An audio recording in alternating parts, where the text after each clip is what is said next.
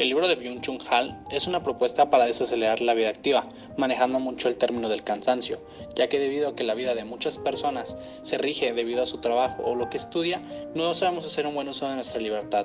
Este es uno de los muchos temas que se manejan en este libro, que nos permiten saber el buen uso que estamos dando a nuestro tiempo y nuestra energía y lo que debemos hacer para evitar la presión de agotarnos y deprimirnos.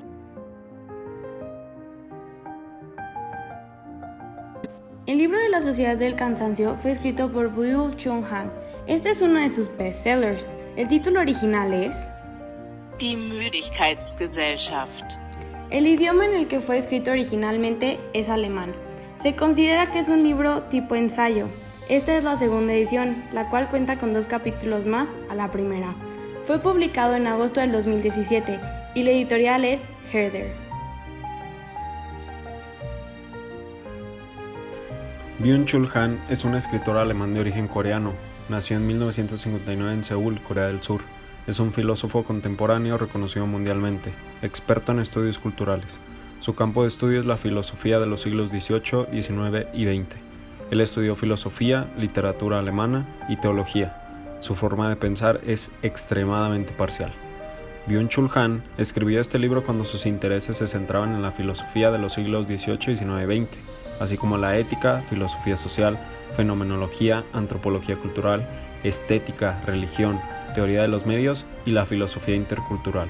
Luego, en el año en que se publicó esta obra, se unió a la Universidad de las Artes de Berlín en los estudios de filosofía y estudios culturales.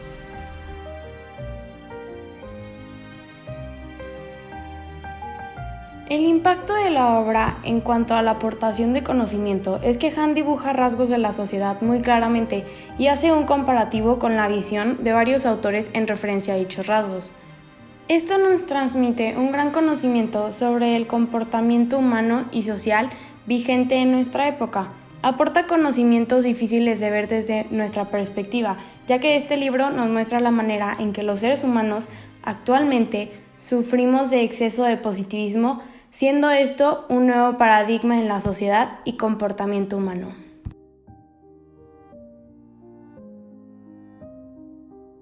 Las propuestas de valor que aporta Han con respecto a nuestra situación es que expresa que ya no se puede vivir con límites impuestos por el exterior, como en la anterior sociedad disciplinaria, que la vida en el siglo XXI se vive condenada a una carrera de obstáculos personales y sentimientos de inferioridad e insuficiencia, que el hombre de la modernidad tardía es constantemente devorado por su propio ego, es víctima y verdugo a la vez, y su libertad es una condena de autoexplotación.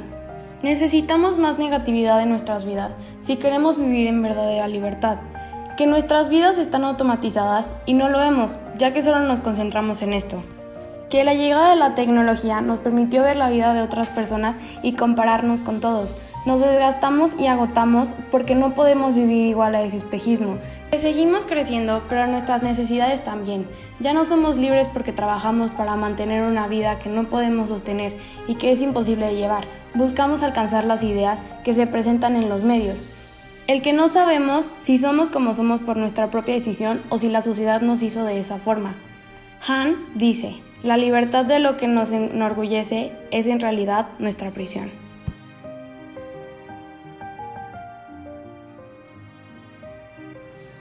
En el capítulo de la violencia neuronal se hace un estudio de la Guerra Fría y del funcionamiento del sistema inmunológico. Han nos explica las razones detrás de las enfermedades mentales en el siglo XXI. Con la llegada de la globalización, ahora somos consumidores de lo extraño y lo exótico. El concepto del otro ya no existe. Siempre nos exponemos a lo que nos gusta y nunca a lo que no nos gusta. Por eso cuando nos enfrentamos a lo diferente, somos consumidos con ello. Por ello, porque no estamos vacunados. Eli Parister, el autor de The Filter Bubble, y Han en la Sociedad de la Transparencia, hablan de las burbujas de información que Google crea para mostrar a las personas solo lo que les gusta, aislándolas del mundo y saturándolas del yo.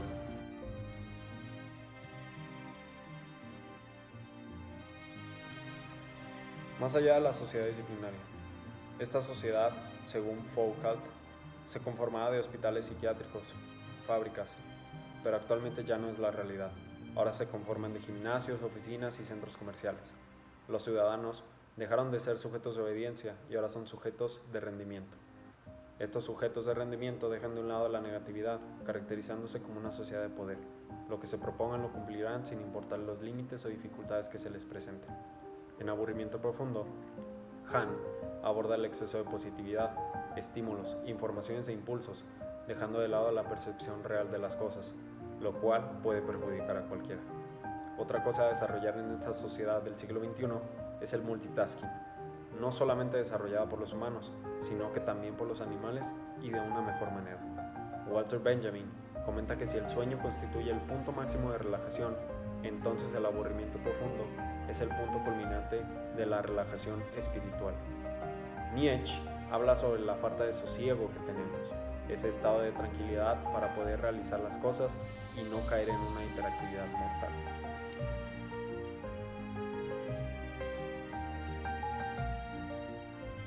El capítulo de la vida activa trata acerca de que la vida de la modernidad tardía es una vida sin creencias que está condenada a la desolación y así hasta convertirse solo en una vida transparente que todo el mundo puede ver. El capítulo explica que la pita contemplativa es aquella que entrena la mirada para ver con atención, profundidad y tranquilidad. Esta es la única que puede hacer que el sujeto se dé cuenta de su vida activa. Para que el sujeto de rendimiento tenga que estar tan al pendiente de su propia existencia como si él solo viviera en el mundo, necesita cuidar su cuerpo y cumplir todas las expectativas de su vida.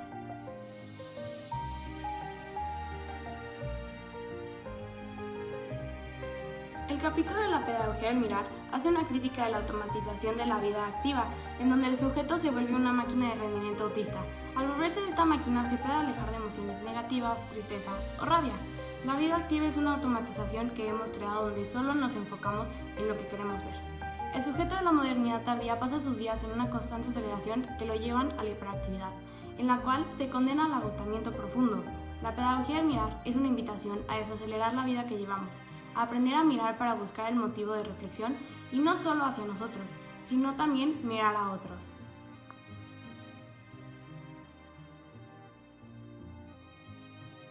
Mientras que en el caso Bartleby, Han aborda la obra literaria Bartleby el escribiente. Desde la perspectiva del jefe de Bartleby, esta obra nos narra cómo este personaje es el único que no es el que sufre del superagotamiento, a excepción de sus compañeros que trabajan en Wall Street. Al final el texto nos deja con el mensaje que todos los esfuerzos por la vida conducen a la muerte. Y aquí es donde cito a Marx, que llamó al proletariado la clase con las cadenas radicales y la que sufre la mayor explotación en el modo de producción capitalista. ¿Acaso Bartleby, siendo parte de ese proletariado, se liberó de este modelo al no hacer nada? ¿Es esta una forma de revolucionarse?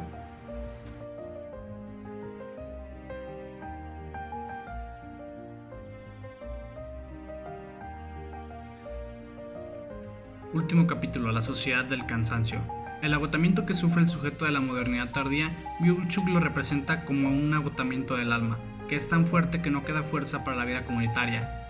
Para el autor es un cansancio a solas, que es más violento y peligroso. Sin duda alguna, la vida de muchas personas está organizada por los tiempos del trabajo o del estudio, y al final del día el insomnio, el reproche de no haber hecho mejor las cosas, es la presión que se siente de tener la libertad para convertirse en lo que uno quiera ser, académico, político, contador, artista, entre otros. Pensar siempre en ser el mejor, el más hermoso, el más original, conduce a estados de ánimo alterados que nos terminan deprimiendo. Creo sinceramente que la propuesta de practicar el no hacer, aunque sea por periodos cortos, podría ser una buena alternativa porque es lo único que puede salvarnos de ser almas infartadas, agotadas y aisladas.